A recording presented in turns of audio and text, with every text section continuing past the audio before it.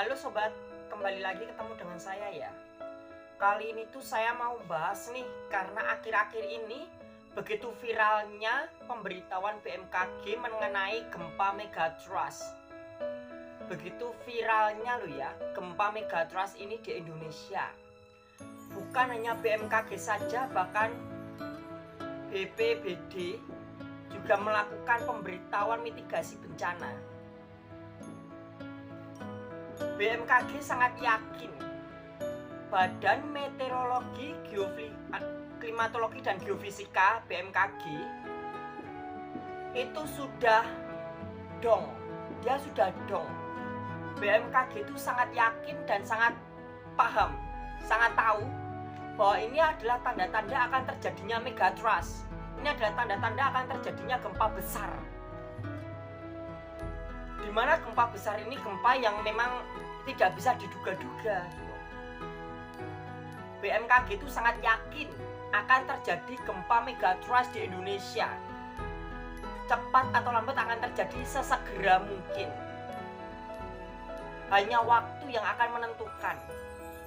Dari semua yang dipelajari oleh BMKG, titik-titik megatrust yang ada di Indonesia yang BMKG ketahui, yang akan memicu kekuatan megatrust, semuanya sudah aktif. BMKG itu tidak menakut-nakuti. Dia sebatas memberikan informasi berdasarkan ilmu yang mereka miliki. Jadi BMKG itu nggak nakut-nakuti. Dia hanya menyampaikan saja untuk mengantisipasi segala sesuatunya. Karena BMKG lebih memahami mengenai ilmunya. BMKG itu paham di bidangnya. Itu kalau kamu seorang BMKG, tentunya kamu juga akan tahu ilmu-ilmu di dalam BMKG. Dan banyak orang menyangkut pautkan pemberitahuan BMKG dengan ramalan Jayabaya. Dan ada orang yang mengatakan apakah ini gonjang-ganjingnya bumi gitu ya. Lalu apa sih maksud gonjang-ganjingnya bumi? Gonjang-ganjingnya bumi yang dimaksud di dalam ramalan Jayabaya, bumi itu bergonjang-ganjing. Bumi itu seakan-akan bergetar. Bumi itu bergoyang-goyang. Jadi bumi itu bergonjang-ganjing. Ada sebagian orang yang mengatakan gonjang-ganjingnya bumi itu maksudnya adalah gempa bumi. Bumi bergonjang, bumi bergonjang-ganjing, bumi bergetar. Di mana orang-orang juga menyangkut pautkan dengan kemunculan Ratu Adil. Di mana di dalam ramalan Jayabaya sudah sangat jelas. Selet-seleting zaman, selambat-lambatnya zaman, ngancek tutuping tahun, menjelang tutup tahun, menjelang akhir tahun, menjelang tahun baru, bakal ono dewa ngejawantah. Akan ada dewa yang tampil atau dewa yang muncul. Bertubuh manusia, berparas seperti Dewa Krishna, berwatak seperti Baladewa. Itulah yang dinamakan Ratu Adil. Ratu Adil di dalam ramalan Jayabaya, munculnya Ratu Adil itu disertai dengan gonjang-ganjingnya bumi. Kemunculan Ratu Adil itu disertai dengan tragedi gempa besar. Di mana setelah gempa besar itu terjadi, Ratu Adil akan menampakkan dirinya. Dia akan muncul, dia akan memimpin, dia akan menjadi seorang raja. Jadi kemunculan Ratu Adil itu disertai gonjang-ganjingnya bumi. Dan di dalam ramalan Jayabaya, ngancek tutuping tahun menjelang tutup tahun 2024-2025.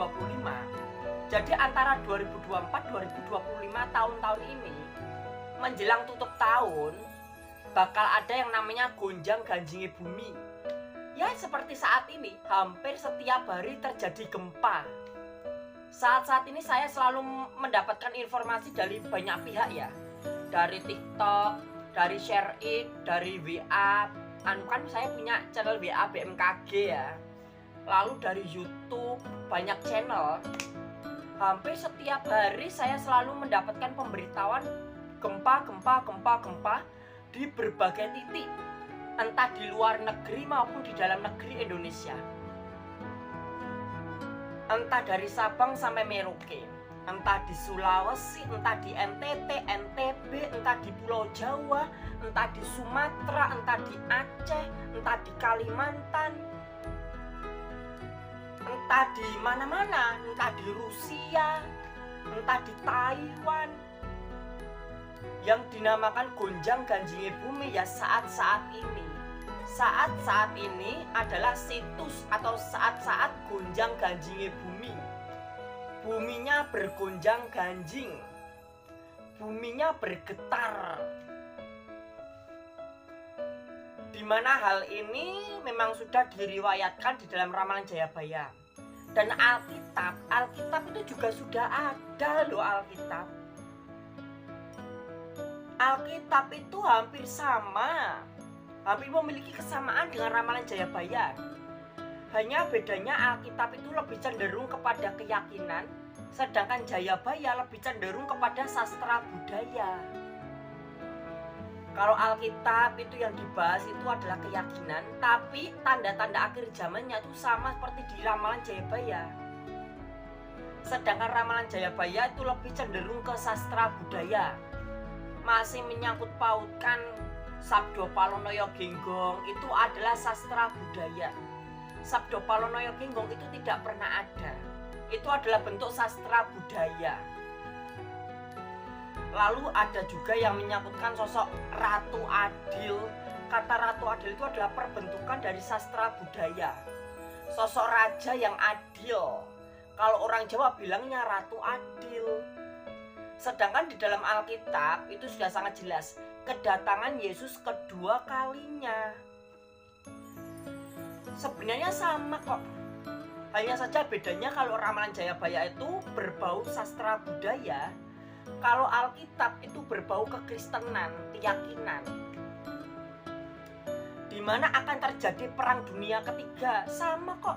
Di dalam ramalan Jayabaya juga mengatakan sampai tahun 2100 akan terjadi kiamat. Karena menjelang 2100 akan terjadi perang nuklir dan bumi akan hancur. Alam semesta akan hancur. Tapi sebelum itu akan terjadi perang dunia ketiga. Perang dunia ketiga di dalam ramalan Jayabaya ini, kalau di dalam Alkitab itu namanya perang Armageddon. Kalau kalian baca Alkitab, di Alkitab ada yang namanya perang Armageddon, perang besar yang akan terjadi di akhir zaman, yaitu perang dunia ketiga. Jadi saat perang dunia ketiga, waktu renggangnya perang dunia ketiga nanti kira-kira puluhan tahun. Perang dunia ketiga akan terjadi puluhan tahun. Dan menjelang akhir perang dunia ketiga, para negara-negara besar akan menggunakan nuklir. Nuklir akan digunakan sehingga akan terjadinya kiamat. Kalau bom atom aja, cuma satu bom aja bisa menghabisi satu kota lebih, seperti yang terjadi di Perang Dunia Kedua yang dilakukan Amerika. Ketika Amerika mengebom dua kota di Jepang, Nagasaki dan Hiroshima, dua kota aja dibom dengan bom atom, cuma bom atom loh ya. Dua kota itu lenyap. Kalian tahu berapa orang yang mati? Orang yang mati itu sampai ratusan ribu. Apalagi kalau menggunakan nuklir. Kalau senjata nuklir dipergunakan, otomatis korban jiwanya akan semakin banyak, kehancurannya akan semakin besar. Dan itu akan menyebabkan ozon pelindung bumi akan hancur. Ozon pelindung bumi ini akan hancur. Akhirnya apa? Gravitasi bumi dan tidak akan seimbang. Akan terjadi kehancuran. Dimana yang diramalkan Jayabaya itu seperti itu. Itu hampir sama dengan Alkitab, dimana Yesus datang kedua kali. Pertama, dia akan datang sebagai seorang pencuri. Yang kedua, dia akan datang sebagai sosok mempelai laki-laki.